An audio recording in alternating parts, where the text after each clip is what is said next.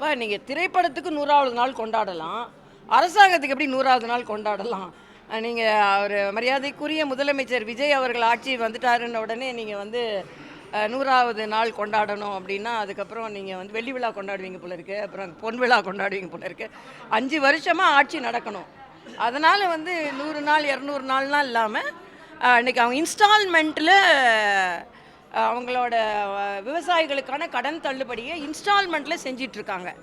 தயவு செய்து நீங்கள் என்னென்ன வாக்குறுதிகள் கொடுத்தீங்களோ அந்த வாக்குறுதிகளை மக்களுக்கு நிறைவேற்றணும்.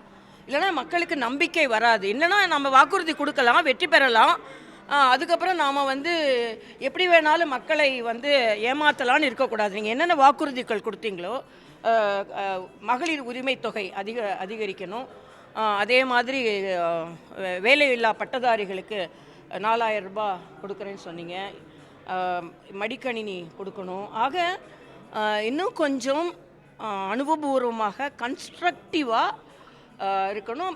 சட்டமன்றமும் நான் கேட்டுக்கொள்வது, மக்களோட பிரச்சனைகளை அதிகமாக பேசுங்க. நீ எவ்வளோ நிலம் வச்சுருக்க, நான் எவ்வளோ நிலம் வச்சுருக்கேன், நீ லாட்ரியில் எவ்வளோ வாங்கினேன், நான் லாட்ரியில் எவ்வளோ வாங்கினேன், அதே மாதிரி நான் எத்தனை கார் வச்சுருக்கேன், நீ கார் வச்சுருக்கேன், இப்படி தான் போய்கொண்டு இருக்கிறது. மக்களோட பிரச்சனைகளை பேசுங்க, மக்களோட பிரச்சனைகளை தெரிந்து கொள்ளுங்கள்.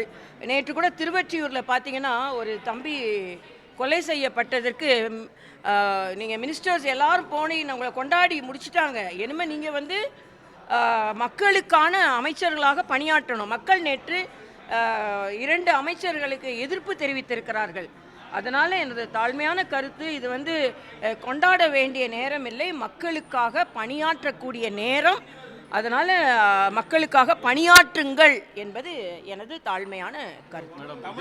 இதே கூட்டத்தில் கலந்து கொண்டு பேசிய பாமக தலைவர் காவிரி விவகாரத்தில் காங்கிரஸும் சரி பிஜேபியும் சரி அவங்க வந்து தமிழ்நாட்டை கண்டுக்கிறது கிடையாது, கர்நாடகா தான் முக்கியம், அவங்க ரூலுக்கு வரணும் அப்படிங்கிறத அவங்களுடைய ஒரு டார்கெட்டாக இருக்குது அப்படின்னு சொல்லியிருக்காங்க. இல்லை, இதில் நீங்கள் எனக்கு ஒரே ஒரு வருத்தம் என்னென்னா, காங்கிரஸ் தான் கர்நாடகாவை ஆட்சி செய்து கொண்டு இருக்குது. மாணிக் தாக்கூர் என்ன சொல்கிறாருன்னா, நயினார் நாகேந்திரன் அவர்களும் அன்புமணி அவர்கள், ஒருவேளை சகோதரர் அன்புமணி அதுக்கு பதில் சொல்லியிருப்பாரான்னு எனக்கு தெரியல, ஏன் பாஜகவை, கர்நாடக பாஜகவை நீங்கள் ஏன் கண்டிக்க மறுக்கிறீர்கள்னு. இவங்க ஆட்சி நடக்குமா, இவங்க தண்ணி திறந்து விட மாட்டாங்களாம், ஆனால் போராட்டம் நடக்கிறவங்கள கண்டிக்கணுமா? இது என்னடா அதிசயமாக இருக்குது. அப்போ உங்களோட கடமையை முற்றிலுமாக நீங்கள் புறந்தள்ளுகிறீர்கள். கர்நாடக அரசு தமிழக விவசாயிகளின் இன்னைக்கு ஒரு நாளைக்கு ஒரு டிஎம்சி தண்ணீர் திறந்து விட வேண்டும் என்று காவிரி நதிநீர் ஆணையம் சொல்லியாச்சு. காவிரி நதிநீர் ஆணையம் ஆரம்பிக்கப்பட்டது எப்போ?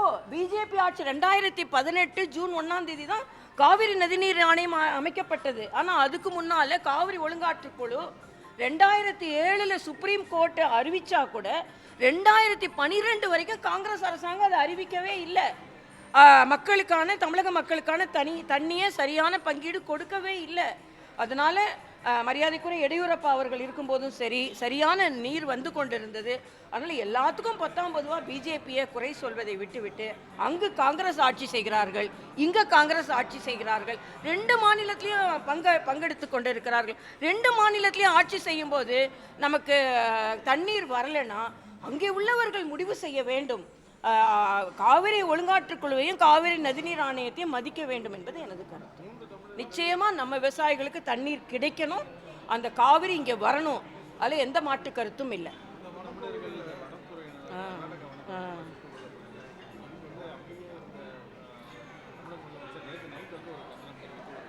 இது எனக்கு ரொம்ப வருத்தம் அளிக்கக்கூடிய ஒன்று. மான சுட்டாங்க அப்படின்னு சொல்லி இவங்களை சுடுறாங்க. அப்போ இது என்ன? இது அப்போனா சட்டம் எங்கே இருக்குது, காவல்துறை எங்கே இருக்குது, வழக்கு போடலாம், அவங்களை விசாரிக்கலாம். ஆனால் மான சுட்டாங்கன்னு சொல்லிட்டு 3 தமிழர்களை சுட்டு விட்டு இன்றைக்கி அதை பற்றி எந்தவித கவலையும் இல்லாமல் அங்கே ஆட்சி செய்கிறது கர்நாடக காங்கிரஸ் அரசு. இங்கே அதுக்கான எந்தவித அவங்க அக்கௌண்டபிலிட்டியும் எடுத்துக்கொள்ளாமல் சும்மா பொதுவாக அந்த 3 குடும்பங்களுக்கும் அவர்கள் இழப்பீடு கொடுக்கணும், அவங்களுக்கு வந்து நியாயம் கிடைக்க வேண்டும்.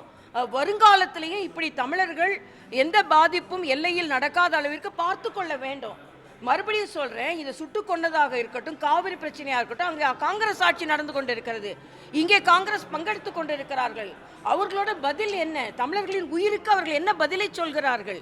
அதனால காங்கிரஸ் ஏதோ நாங்கள் ஆட்சியில் இருக்கிறோம் அப்படின்னு சொல்றதில்ல, தமிழர்களுக்கு ஆற்ற வேண்டிய கடமையை அவர்கள் செய்ய வேண்டும் என்பதும் எனது கருத்து.